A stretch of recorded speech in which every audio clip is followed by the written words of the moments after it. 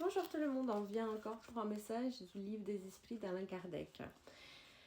Donc, pour ceux qui ne savent pas, Alain Kardec, il est né à Lyon en 1804 et il était professeur d'une école. Et il s'est intéressé par les mouvements, les organisations d'événements avec des tables qui bougeaient. Il ne croyait pas du tout parce qu'il était très rationnel, jusqu'à qu'en fait, il commence à avoir des messages de cet esprit qui s'appelle Alain Kardec. Et ce monsieur, il s'appelait Monsieur Rival, ok? Donc, j'ai ouvert le livre au hasard et je vous lis le message. D'où viennent les différentes propriétés de la matière? Ce sont des modifications que les molécules élémentaires subissent par leur union et dans certaines circonstances. D'après celle-là, les saveurs, les odeurs, les couleurs, le son, les qualités veineuses ou salutaires des corps ne seraient que les modifications d'une seule et même substance primitive? Oui, sans doute, et qui n'existe que par la disposition des organes destinés à les percevoir. Ce principe est démontré par le fait que tout le monde ne perçoit pas les qualités des corps de la même manière. L'un trouve une chose agréable au goût, un autre la trouve mauvaise. Les uns voient bleu ce que d'autres voient rouge, ce qui est un poison pour les uns et inoffensif ou salutaire pour des autres.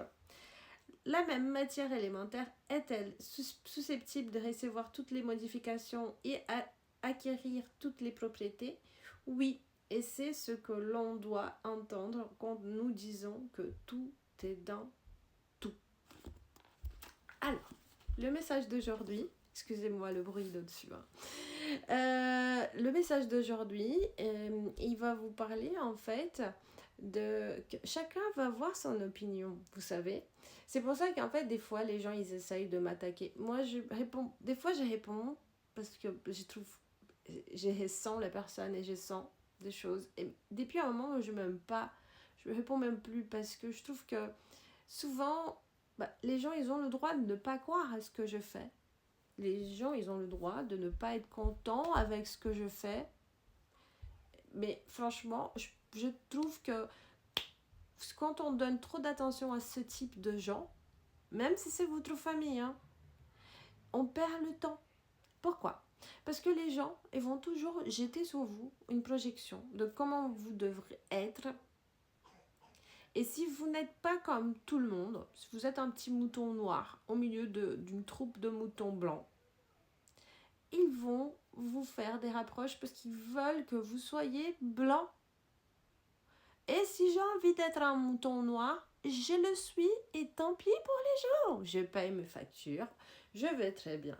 Donc, les gens, quand ils n'aiment pas ce que vous faites et qu'ils ont le besoin de jeter sur vous cette colère, c'est tout simplement parce qu'ils ne sont pas bien dans leur peau. Parce qu'ils ne sont pas heureux. Parce qu'une personne heureuse, vous croyez vraiment qu'elle va perdre son temps à jeter de la colère? Non. Non. Une personne heureuse, d'abord, si elle voit quelque chose qu'elle n'apprécie pas, elle va tout de suite zapper pour aller vers quelque chose qu'elle aime. Pourquoi? Parce qu'une personne qui est heureuse, elle est dans une haute fréquence. Après, je ne parle pas d'une personne, par exemple, vous êtes en train de déranger une personne, mais vraiment beaucoup, beaucoup, beaucoup. Et cette personne, elle s'est plaint que vous êtes en train de la déranger. Ça, c'est une chose. Ça, c'est complètement honorable. Si vous êtes en train de dépasser le respect par rapport à quelqu'un, c'est normal que la personne, elle se plaigne. Mais si vous avez jamais rencontré cette personne, si vous avez une vidéo là comme ça, ou même si vous avez rencontré cette personne, si c'est une personne par exemple de votre famille qui dit « Je n'aime pas la profession que vous êtes en train de faire », vous l'aimez? Alors, je suis désolée, on ne peut pas plaire à tout le monde, même Jésus n'a pas plu à tout le monde. Donc, si les gens ils sont pas contents avec ce que vous faites, vous avez qu'à leur dire tant pis, je suis désolée, c'est comme je suis. Si vous n'êtes pas capable d'aimer et d'apprécier, si vous voulez plus me parler, c'est pas grave. Ah mais c'est mon père, qu'est-ce que je veux faire? Je suis désolée. Il faut qu'ils comprennent que un lien si fort ne peut pas être cassé par rapport à des idéologies et une manière de faire sa vie différemment. Vous voyez ce que je veux dire? Donc c'est ça le message d'aujourd'hui. Si vous voulez faire ce que vous voulez, faites-le. Si ça dérange les gens, vous allez rencontrer d'autres gens qui vont apprécier. Si les gens vous agressent par rapport à qui vous êtes, faites-vous respecter. Prenez un avocat, prenez vos mesures pour vous faire respecter. Parce que personne n'a le droit de vous juger par rapport à qui vous êtes, si ça vous plaît. Personne n'a le droit de vous dire comment vous devrez agir à partir du moment que vous n'êtes pas en train de dépasser les décibels, en train de faire du bruit, tout va bien. Mais pour un voisin, par exemple, pour les gênes voisinage, ça je comprends. Quand une personne, elle vous dit, voilà, vous dérangez, vous faites ci, vous faites ça, ça c'est normal.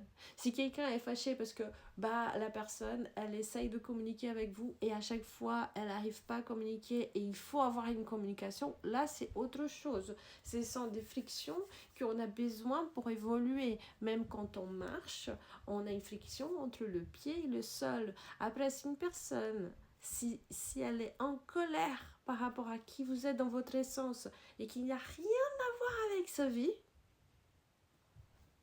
laissez cette personne de côté et faites votre vie. Vous voyez ce que je veux dire?